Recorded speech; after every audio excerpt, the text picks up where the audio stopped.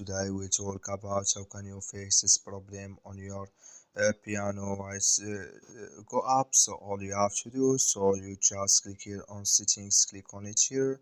When you just click on settings, it's going to show for you list like this here.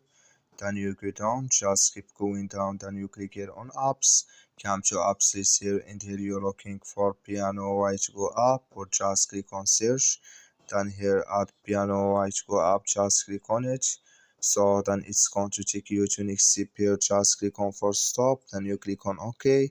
Then you go down, just click here on storage, come to storage list here, just click on clear cache. Then all you have to do, so you just go to your Play Store, click on it here, then here you search for piano white go up. It's going to show for you like this. You will find here update, click on it and it's going to work with you.